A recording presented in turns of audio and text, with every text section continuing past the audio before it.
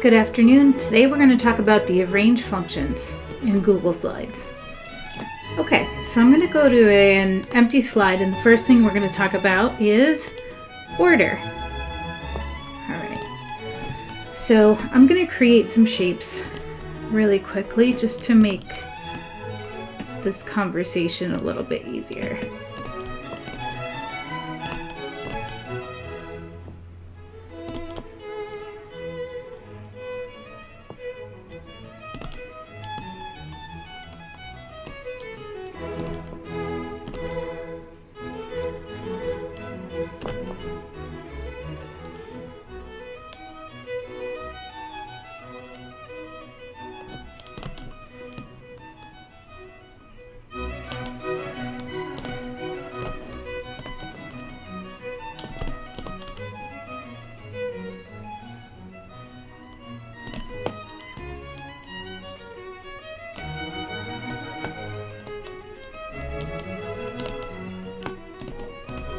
Okay, now that I have several shapes and they've been layered on top of each other in different orders, I'm going to be able to show you how to use the order functions.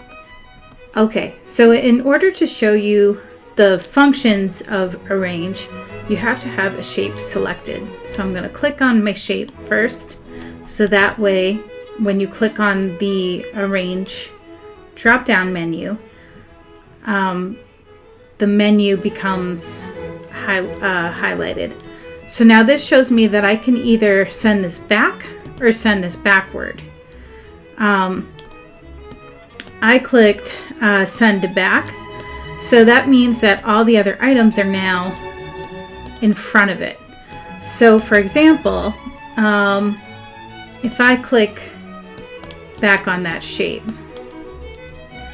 I can change the order to bring it forward one level by going to bring forward. If I go to bring to front, it will bring it all the way to the front. Right now it's at back, and the first shape that I created was the rectangle. The second shape I created was the circle. Third shape that I created was the triangle, and finally the last one I created was the pentagon.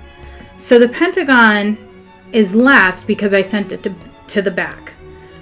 So if I want to make this the pentagon the third layered item, when I go to arrange, I'm going to click on bring forward, not bring front.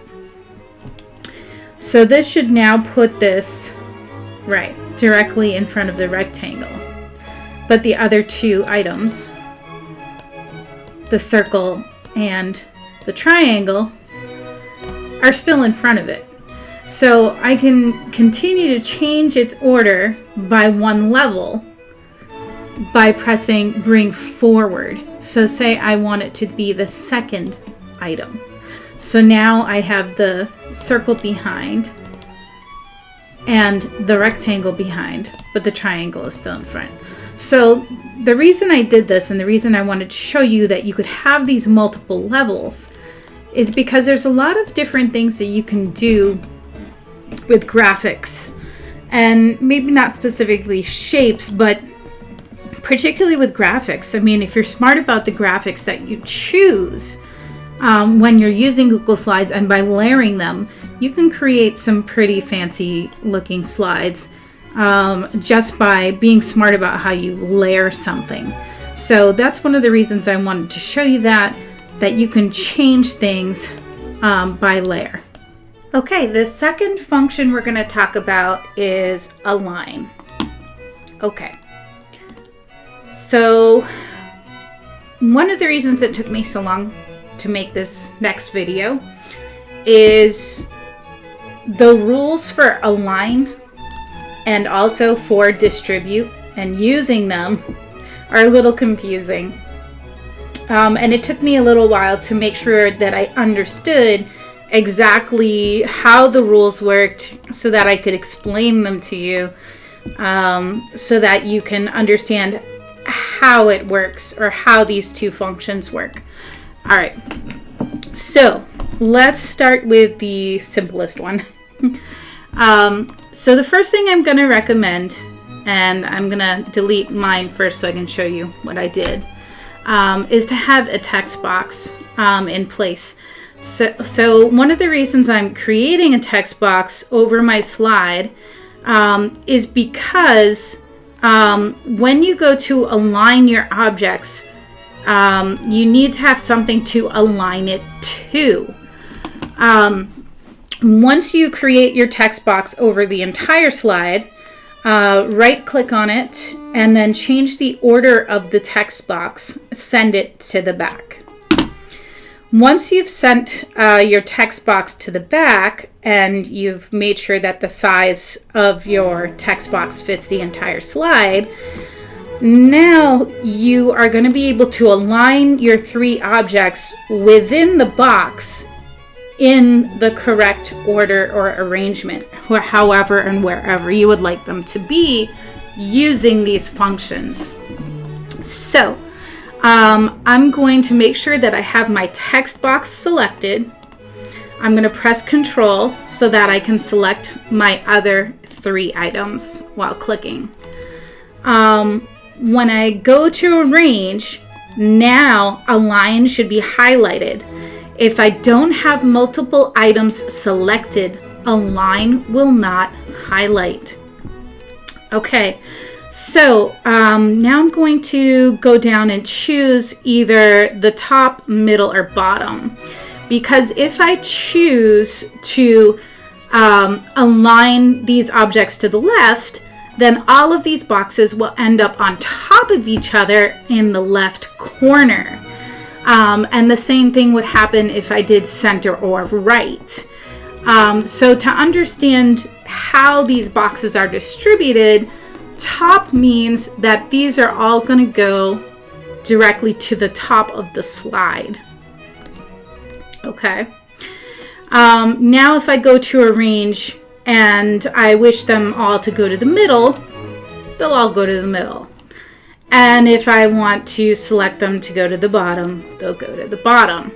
However, if I click left, center, or right, all of the boxes will end up on top of each other. And I'm going to click off of the slide so you can see what happened. See? All right, so now you kind of understand how that works. Now, the next function we're going to try to use is distribute. And in order to use distribute, we're going to have to click off of our text box. And we also have to use align first. So for example, the first thing I'm going to do is put all of my objects in alignment. So I've selected my text box, I'm pressing Control, and then I'm selecting each one of my objects. Next, when I click Arrange, I'm going to align them either to the top, middle, or bottom, and I think I would like them in the middle. All right, now that I have my objects in the middle, I can't click Distribute right away. Because if I do, it will not distribute the objects throughout the space. And I believe that this is the reason why. So we're going to click off of our slide so that the slide isn't selected and the text box is not selected. Now I believe in order to distribute these across the slide correctly, you need to have your first object showing where you want to distribute it evenly between, and your last object where you would like that to end. So I've chosen between these 2 areas, and now I'm going to select just these 3 objects. Once I've selected these 3 objects, see how it still doesn't allow me to use distribute yet? That's because it's making me align them first. I have my text box selected. I'm going to align them to the middle. Now, when I go to distribute these items, I'm going off of my text box and selecting these 3 items. And then I click on distribute horizontally, and it will distribute them evenly. But if I don't use align first, it will not let me distribute them correctly. I'm not entirely sure why that is. I'm sure somebody who is maybe better trained in Google might have an answer to that, but I don't have a good answer. But again, it seems that you have to use align first and then distribute in order to get these objects to align properly and to distribute evenly. Our 4th arrange function is center on the page. So I'm going to go back to my slide, and I'm going to click on an object, go to arrange, and then click center on the page. I can choose to do it horizontally or vertically, and I'm going to choose horizontally. So it took that object and it put it right in the middle. So if I did that same thing again and I hit vertically, it will put the object down here in the center of the page. So that one's really simple and it works very easily. Rotate is our next one. To rotate objects, it's really simple. There's a couple of different ways. You can click on this point right here and then use your mouse by holding down the left button and then just rotating it, and it will show you how many degrees you have actually rotated the object, which is super easy. Or you can go into arrange, click rotate, and it will do a very specific number of degrees. I'm just going to make our object look a little bit more like a rectangle and less like a square, just so that you can see the rotation more easily. I'm going back to rotate, and then I'm going to click 90 degrees. Okay, so very simple. And you can flip these objects horizontally or vertically. So now you can see the point is on the opposite side. And it would be easier to see this with a different kind of object, or an object maybe that has, here we go. I'm going to steal this. Okay. An object that isn't completely symmetrical. All right, so let's try it with this. So let's go to arrange and then rotate, and I'm going to flip it horizontally, and now you can see that the corner of the page is on the other side. So that's really simple, and that's it for rotate. Grouping. Okay. Grouping is interesting because, and one of the reasons I wanted to create this video first that has grouping in it before I do motion is because I want to show you how you can group items and use motion in really interesting ways. Let's start by taking a look at how to group. In PowerPoint, it is, I believe, Control and G. And in slides, I believe it is Control, Alt, and G. So you have to hold Alt as well. So it's 3 buttons. As I'm holding those 3 buttons, I am going to click, on multiple objects. Let's try that again.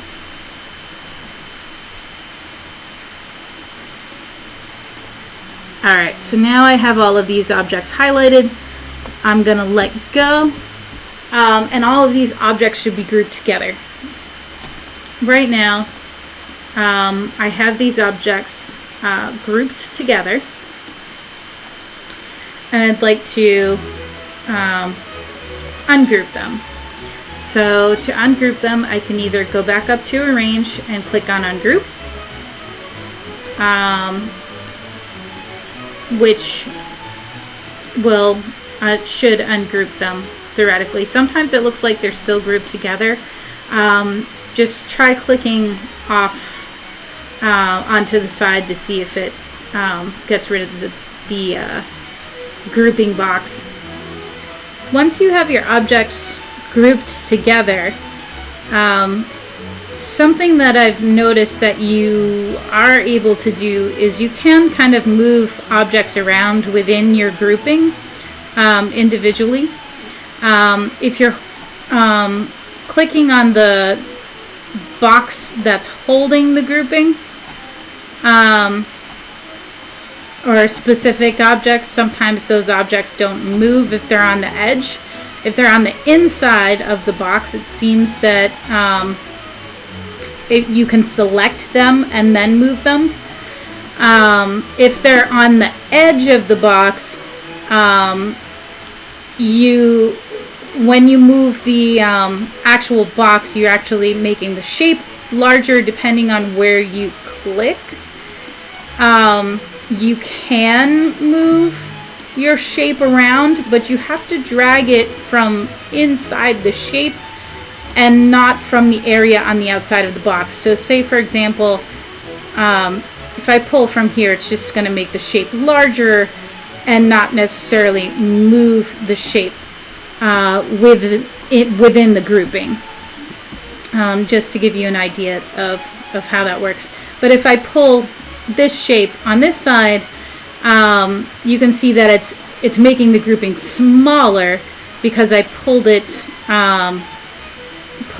with the rest of the grouping away from the side. Just to give you an idea of how you can move these items. Alright,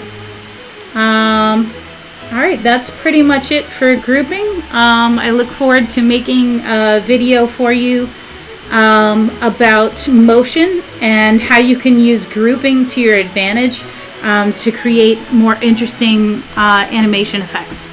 Alright, thanks so much.